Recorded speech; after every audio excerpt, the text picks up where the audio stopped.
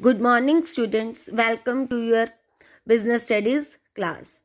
बेटा revision series में आज हम करेंगे स्टाफिंग एंड रिक्रूटमेंट की यूनिट 2020-21 के एग्जाम्स के लिए सेशन के लिए। ये चैप्टर भी आपका 10 मार्क्स का है।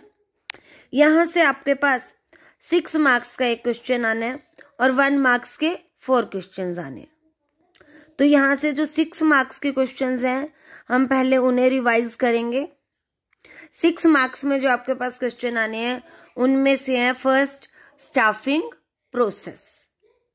स्टाफिंग प्रोसेस की वैसे तो आपको बेटा इसमें 9 या 10 स्टेप्स जितने भी दे रखे हैं, लेकिन कई बार जब वो एनी 6 स्टेप्स पूछते हैं, क्योंकि एग्जाम में 6 मार्क्स का ही क्वेश्चन आना है मैक्सिमम, तो आपने बीच के पॉइंट को स्किप करने से अच्छा स्टाफिंग के प्रोसेस को कंप्लीटली ले लेना है। तो उसमें आप सबसे पहले जैसे ये फर्स्ट स्टेप है determining the requirement of man power. Her department से वहां पर डिपार्टमेंट हेड बताएगा कि उसे किस क्वालिफिकेशन के कितने वर्कर्स की एम्प्लॉयज की आवश्यकता है। रिक्रूटमेंट एंड सिलेक्शन, उसके बाद उन लोगों को कहाँ से रिक्रूट किया जाएगा, मतलब कि कौन सा मेथड अपनाया जाएगा रिक्रूटमेंट के लिए, भर्ती के लिए, कि हम अपने पुराने एम्प्लॉयज में से भी हायर पोस्ट पे प्रमोशन कर सकते हैं या नए एम्प्लॉयज को लगाना है, नए एम्प्लॉयज को लगाना है तो कौन सा रिक्रूटमेंट का मेथड यूज होगा। और फिर उनमें से रिक्रूटमेंट होता है अधिक से अधिक लोगों से एप्लीकेशन मांगना। इसके बाद सिलेक्शन क्या है, सिलेक्शन में जितने लोगों ने एप्लीकेशन दी उसमें से किस व्यक्ति को हमने सेलेक्ट करके काम पे लगाया है, चयन किया है हमने उन लोगों को। इसके बाद बात आती है प्लेसमेंट एंड रिटेंशन की। प्लेसमेंट उन व्यक्तियों को काम देना और साथ साथ उनको काम सौंपना। इसके साथ रिटेंशन जो है, रिटेंशन का मीनिंग है कि उन्हें ऐसा एनवायरनमेंट प्रदान करना कि वो काम पे बने भी रहें, क्योंकि रिक्रूटमेंट पे, सिलेक्शन पे, उनके टेस्ट लेने में, इंटरव्यूज कंडक्ट करने में बहुत सारी कॉस्ट आती है, इसीलिए उन्हें काम पे बनाए रखना भी आवश्यक है। इसके बाद आता है ट्रेनिंग।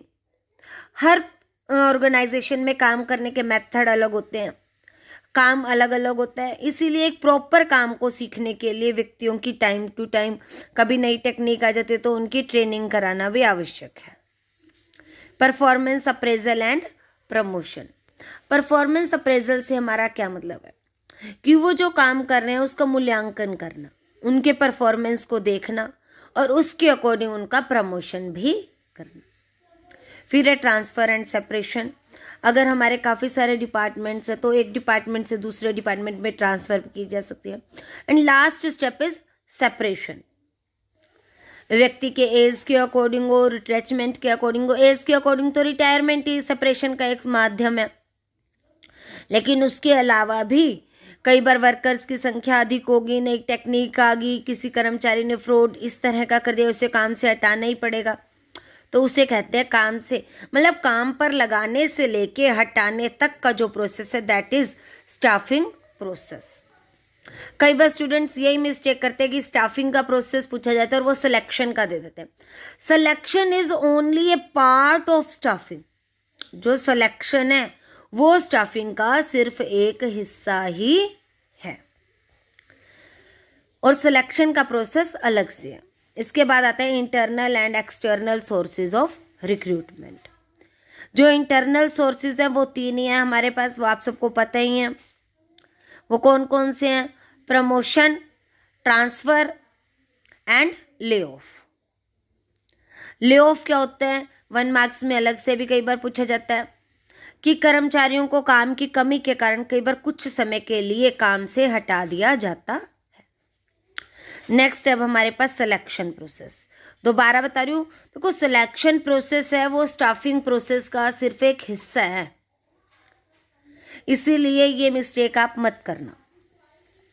सिलेक्शन प्रोसेस क्या है? उसमें सबसे पहले प्रिलिमिनरी स्क्रीनिंग, प्राइमरी इंटरव्यू, एक फॉर्म उनसे फिल कराया जाता है। प्रिलिमिनरी स्क्रीनिंग के वो पार्ट्स हैं, तो 6 मार्क्स के क्वेश्चन में आपने उतना ज़्यादा एक्सप्लेन नहीं करना है। इसके बाद आप उनके जो रिटन टेस्ट लेते हो, aptitude test, psychological test, knowledge test, वो सभी सिलेक्शन टेस्ट होते हैं। उनको सिर्फ आपने नेम देने हैं, उनके एक्सप्लेन नहीं करना है, लेकिन 1 मार्क्स के अकॉर्डिंग आपको उनके एक्सप्लेनेशन भी पता होने चाहिए। इसके बाद एम्प्लॉयमेंट इंटरव्यू, जो सभी टेस्ट पास कर लेते हैं एम्प्लॉयज या जिन्होंने एप्लीकेशन दी है, कैंडिडेट्स भी कह सकते हो आप उनको, एम्प्लॉयज तो जब वो ज्वाइन करेंगे उसके बाद बनेंगे, तो उसके बाद उनका इंटरव्यू लिया जाएगा, फाइनल इंटरव्यू भी कहते हो आप इसको। फिर रेफरेंस एंड बैकग्राउंड चेक, उन्होंने पहले कहाँ काम किया है, या किसी भी व्यक्ति का उस रेफरेंस लिया जाता है जहाँ पे वो पहले काम करके आए हैं, जो ये हमें भरोसा दिलाएं कि वो हमारे यहाँ सही तरीके से काम करेंगे। मेडिकल एग्जामिनेशन, हमारे यहाँ जो भी व्यक्ति काम कर रहे हैं वो स्वस्थ होने चाहिए, इसीलिए उनका मेडिकल एग्जामिनेशन भी कराया जाता है। लास्ट में job offer and contract of employment, यहाँ पे जॉब की सारी शर्तें दी जाती हैं। तो ये 3 क्वेश्चन, और लास्ट आपका एक कॉमन क्वेश्चन बनता है, चाहे तो staffing, internal and external sources of recruitment और ट्रेनिंग। यहाँ पे इनकी कैरेक्टरिस्टिक्स या इंपॉर्टेंस कुछ भी पूछा जा सकता है। कई बार इंटरनल या एक्सटर्नल के डिसएडवांटेजेस भी पूछ लिए जाते हैं। इसके बाद 1 मार्क्स के लिए आपको reading of all the chapters, 4 chapter इस यूनिट में, सबकी अच्छे से थ्रू आउट रीडिंग लेनी है।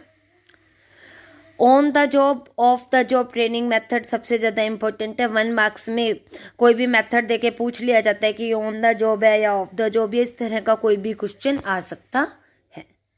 तो इस तरह से ये यूनिट आपकी है। सिर्फ 2 यूनिट में से 1 यूनिट यही है जिसमें से 6 मार्क्स का क्वेश्चन आना है, तो इसमें से आप अच्छे से प्रिपेयर करेंगे।